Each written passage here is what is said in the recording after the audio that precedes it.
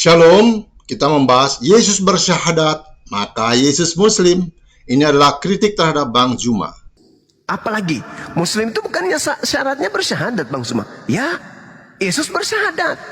Di mana Yesus bersyahadat? Satu, kesaksian tentang dirinya. Yohanes 5 nomor 36. Ada kesaksianku. Bahwa semua pekerjaan yang aku lakukan, pekerjaan itulah yang bersaksi tentang aku, bahwa Bapaklah yang telah mengutus aku. Jadi dia bersaksi. Aku bersaksi bahwa aku adalah Rasulullah. Bang Juma berargumentasi bahwa seseorang Muslim harus mengucapkan syahadat. Yesus bersyahadat, yaitu dengan memberikan kesaksian tentang dirinya dalam Yohanes 5 ayat 36. Karena Yesus bersaksi bahwa ia adalah utusan Allah, maka Yesus adalah seorang Muslim. Apakah klaim Bang Juma ini benar? Mari kita analisis. Kita akan membahas kesalahan logika Bang Juma.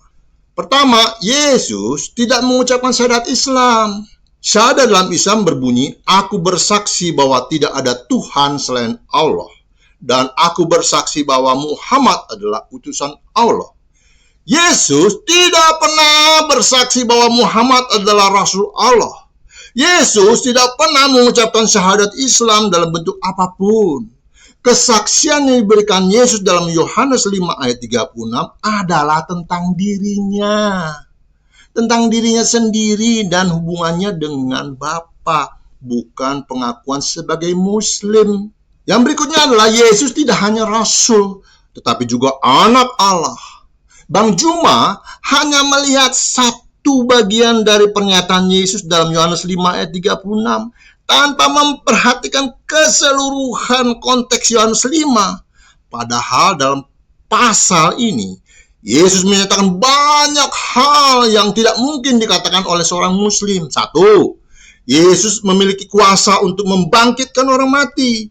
Di ayat 21-nya Bang Juma dikatakan begini, sebab sama seperti Bapa membangkitkan orang-orang mati dan menghidupkannya, demikian juga anak menghidupkan siapa yang dikehendakinya. Dalam Islam, hanya Allah yang bisa menghidupkan orang mati.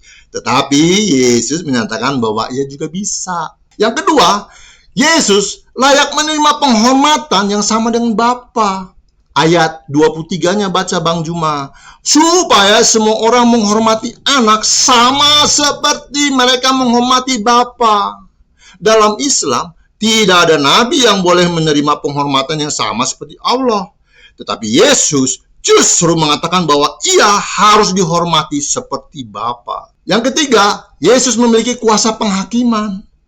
Ya, Bang Juma baca dulu ayat 22. Dikatakan gini, Bapa menyerahkan penghakiman itu seluruhnya kepada anak. Siapa anak ini? Yang lagi bicara tadi, Yesus. Dalam Islam, hanya Allah yang berhak menghakimi dunia.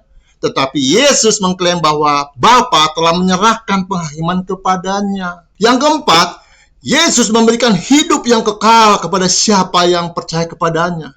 Bang Juma, baca dulu ayat 24-nya.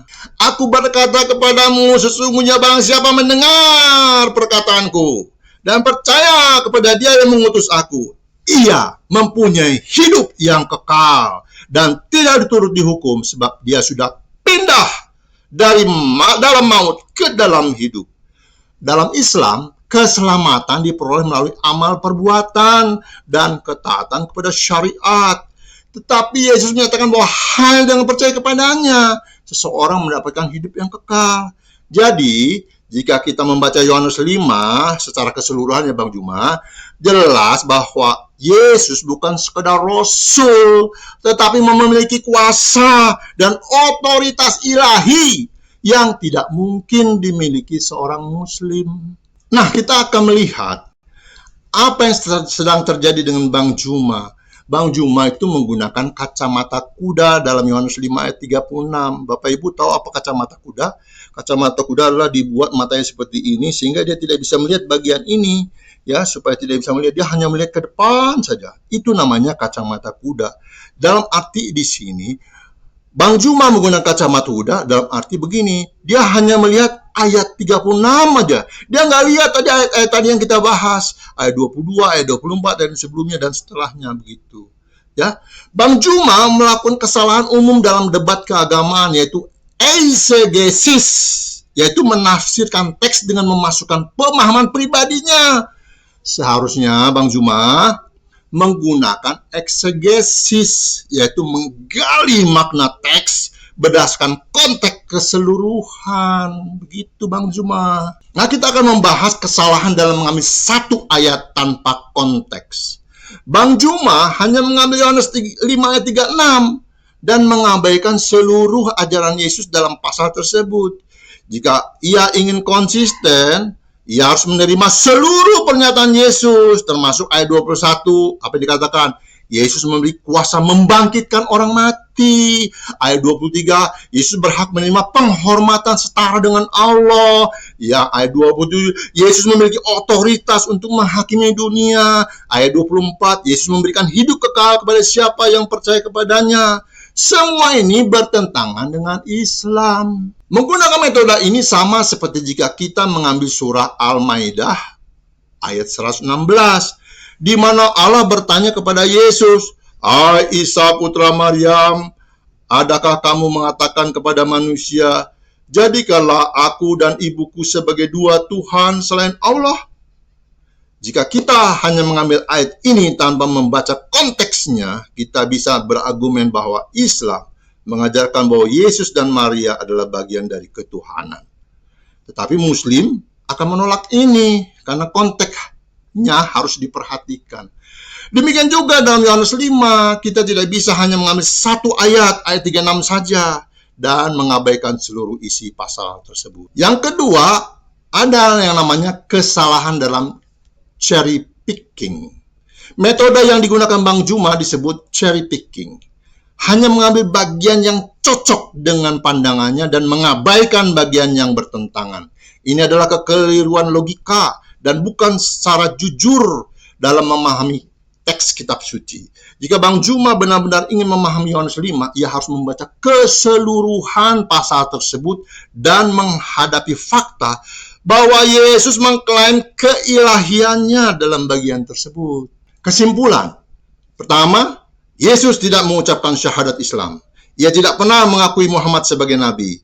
Kedua, kesaksian Yesus dalam Yohanes 5 ayat 36 adalah tentang keilahiannya, bukan sekedar sebagai utusan Allah. Ketiga, Yesus tidak hanya nabi atau rasul, tetapi juga anak Allah yang memiliki kuasa ilahi. Keempat, Yesus tidak memenuhi syarat sebagai Muslim karena ia tidak mengikuti ajaran Muhammad dan tidak tunduk kepada syariat Islam. 5. Bang Juma melakukan kesalahan interpretasi dengan kacamata kudanya. Hanya melihat satu ayat tanpa memahami keseluruhan konteks Yohanes 5.